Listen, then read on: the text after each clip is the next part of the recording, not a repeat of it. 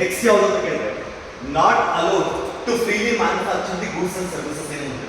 ಆಗ ಸೋಷಿಯಲಿಸಂ ಅಂತ ಬಂದಾಗ ಮುಕ್ತವಾಗಿ ಏನನ್ನ ತಯಾರು ಮಾಡಲಿಕ್ಕೆ ಆಗೋದಿಲ್ಲ, ಸರಕು ಮತ್ತು ಸೇವೆಗಳನ್ನು ತಯಾರು ಮಾಡಲಿಕ್ಕೆ ಆಗೋದಿಲ್ಲ. ಮೀನಿಂಗ್ ಏನು? ಆಗ ಏನಕ್ಕೆ ಮುಕ್ತವಾಗಿ ತಯಾರು ಮಾಡಲಿಕ್ಕೆ ಆಗೋದಿಲ್ಲ ಅಂದ್ರೆ ಸೋಷಿಯಲಿಸಂ ಅಂತ ಬಂದಾಗ ಯಾವ ಒಂದು ದೇಶದ ಎಕನಾಮಿನ ಕಂಟ್ರೋಲ್ ಮಾಡ್ತಾರೆ, ಅಲ್ಲಿಗೆ ಸರ್ಕಾರ ಸ್ಟೇಟ್ ಏನು ಎಕನಾಮಿನ ಕಂಟ್ರೋಲ್ ಮಾಡುವಂಥದ್ದು. ಅಲ್ಲಿಗೆ ಇಲ್ಲಿ ಮೀನಿಂಗ್ ಏನು ಅಂತ ಕೇಳಿದ್ರೆ ನಾವು ಲೈಸೆನ್ಸ್ ಪರ್ಮಿಟ್ ರಾಜ್ ಅಂತ ಹೇಳ್ತೀವಿ. ಕಾರಣ ಏನು? ಅಲ್ಲಿಗೆ ಬ್ರಿಟಿಷರು ಭಾರತವನ್ನು ರೂಲ್ ಮಾಡಬೇಕಾದ್ರೆ ನಾವು ಭಾರತವನ್ನು ಬ್ರಿಟಿಷ್ ರಾಜ್ ಅಂತ ಹೇಳ್ತಾ ಇದ್ವಿ. ಏನಕ್ಕೆ ಬ್ರಿಟಿಷ್ ರಾಜ್ ಅಂತ ಹೇಳ್ತಾ ಇದ್ವಿ ಅಂದ್ರೆ ಅಲ್ಲಿ ಬ್ರಿಟಿಷರು ಭಾರತವನ್ನು ಕಂಟ್ರೋಲ್ ಮಾಡ್ತಾ ಇದ್ರು.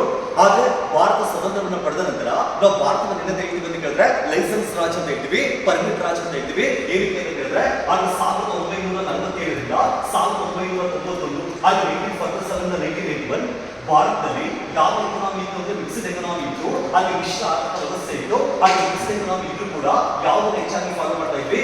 ಸೋಷಿಯಲಿಸಂ ಹೆಚ್ಚಾಗಿ ಫಾಲೋ ಮಾಡ್ತಾ ಇದ್ವಿ. ಅಲ್ಲಿ ಅರ್ಥ ಏನು ಕೇಳಿದ್ರೆ ಸೋಷಿಯಲಿಸಂ ಅನ್ನು ಫಾಲೋ ಮಾಡಬೇಕಾದ್ರೆ ಅಲ್ಲಿ ಯಾರಾದ್ರೂ ಒಬ್ಬ ವ್ಯಕ್ತಿ ಬಂದು ಏನಾದ್ರೂ ಒಂದು ವಸ್ತುವನ್ನು ಉತ್ಪಾದನೆ ಮಾಡ್ತೀನಿ ಅಂತ ಬಂದಾಗ ಅಲ್ಲಿ ಆ ವ್ಯಕ್ತಿ ಏನ್ ತಗೊಳ್ಬೇಕಿತ್ತು? ಲೈಸೆನ್ಸ್ ತಗೊಳ್ಬೇಕಿತ್ತು. ಆ ಲೈಸೆನ್ಸ್ ಅನ್ನು ಯಾರು ಕೊಡ್ತಾ ಇಲ್ಲ? ಸರ್ಕಾರ ಕೊಡ್ತಾ ಇರಲಿಲ್ಲ. ಅಲ್ಲಿಗೆ ಮುಕ್ತವಾಗಿ ಏನ್ ಮಾಡ್ಲಿಕ್ಕೆ ಆಗ್ತದೆ? ಉತ್ಪಾದನೆ ಮಾಡ್ಲಿಕ್ಕೆ ಆಗ್ತಿರಲಿಲ್ಲ. ಅಲ್ಲಿಗೆ ಮಿಕ್ಸ್ಡ್ ಎಕನಾಮಿ ಆದ್ರೂ ಕೂಡ ಯಾರು ಮಾತ್ರ ಉತ್ಪಾದನೆ ಮಾಡ್ತಿದ್ರು ಅಂದ್ರೆ ಗೌರ್ಮೆಂಟ್ ಮಾತ್ರ. ಆ ಮಾಡಲಿಕ್ಕೆ ಸ್ಟೇಟ್ ಏನಿತ್ತು ಅಂದ್ರೆ ಮೊನೋಪೋಲಿ ಇತ್ತು. ಇನ್ನೊಂದು ಸ್ಟೇಟ್ ಮೊನೋಪೋಲಿ.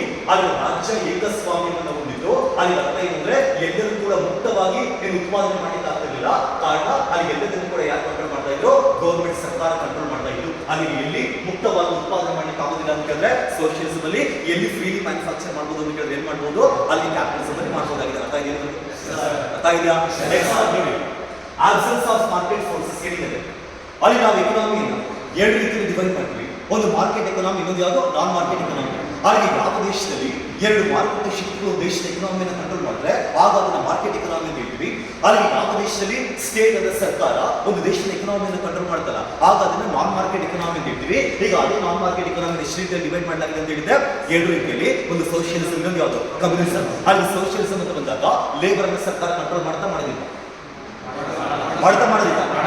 ಕಮ್ಯುನಿಸಂ ಅಂತ ಬಂದಾಗ ನ್ಯಾಚುರಲ್ ರಿಸೋರ್ಸಸ್ ಹಾಗೂ ನೈಸರ್ಗಿಕ ಸಂಪನ್ಮೂಲಗಳ ಜೊತೆಯಲ್ಲಿ ಯಾವುದನ್ನು ಕೂಡ ಕಂಟ್ರೋಲ್ ಮಾಡ್ತಾರೆ? ಲೇಬರ್ ಕೂಡ ಕಂಟ್ರೋಲ್ ಮಾಡ್ತಾರೆ ಅಂತ ಹೇಳಿದ ನೋಡಿ.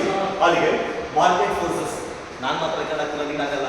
ನೋಡಿ ಆಬ್ಸೆನ್ಸ್ ಆಫ್ ಏನು ಮಾರ್ಕೆಟ್ ಫೋರ್ಸಸ್. ಹಾಗೆ ಎರಡು ಮಾರುಕಟ್ಟೆ ಶಕ್ತಿಗಳು ಯಾವೆಲ್ಲ ಮಾರ್ಕೆಟ್ ಫೋರ್ಸ್ ಅಂತ ಹೇಳ್ತೀವಿ? ಡಿಮಾಂಡ್ ಮತ್ತು ಸಪ್ಲೈ. ಹಾಗೆ ಡಿಮಾಂಡ್ ಮತ್ತು ಸಪ್ಲೈ ಎಲ್ಲಿರುತ್ತೆ ಅಂತ ಕೇಳಿದ್ರೆ ಕ್ಯಾಪಿಟಲಿಸಂ ಇರುತ್ತೆ. ಆದ್ರೆ ಇದೇ ಮಾರುಕಟ್ಟೆ ಶಕ್ತಿಗಳು ಎಲ್ಲಿ ಆಬ್ಸೆಂಟ್ ಆಗಿರುತ್ತೆ ಅಂತ ಕೇಳಿದ್ರೆ ಎಲ್ಲಿ ಆಬ್ಸೆಂಟ್ ಆಗಿರುತ್ತೆ? ಸೋಷಿಯಲಿಸಂ. ಹಾಗೆ ಸಮಾಜವಾದಿ ದೇಶಗಳಲ್ಲಿ ಮಾರುಕಟ್ಟೆ ಶಕ್ತಿಗಳು ಆಬ್ಸೆಂಟ್ ಆಗಿರುತ್ತೆ. ನೆಕ್ಸ್ಟ್ ಹಾಗೆ ನೋ ಕಾಂಪಿಟೇಷನ್. ನೋ ಕಾಂಪಿಟೇಷನ್ ಏನಿದೆ ನೀವೆಲ್ಲರೂ ಅನ್ಕೊಂಡಿರ್ಬೋದು ಒಂದು ದೇಶ ಎಲ್ಲಿವರೆಗೂ ಕೂಡ ಎಕನಾಮಿಕಲಿ ಸ್ಟೇಬಲ್ ಆಗಿರುತ್ತೆ ಅಂದ್ರೆ ಆ ದೇಶದಲ್ಲಿ ಎಲ್ಲಿವರೆಗೂ ದುಡ್ಡು ಇರುತ್ತಲ್ಲ ಅಲ್ಲಿವರೆಗೂ ಕೂಡ ಆ ದೇಶ ಎಕನಾಮಿಕಲಿ ಸ್ಟೇಬಲ್ ಅಂತ ಹೇಳಲಿಕ್ಕೆ ಆಗೋದಿಲ್ಲ. ಏನಕ್ಕೆ? ನೀವು ಜಪಾನ್ ಹೋಗಿ 1995 ಜಪಾನಿನ GDP ಎಷ್ಟಿರಲ್ಲ ಅಲ್ಲಿಗೆ 25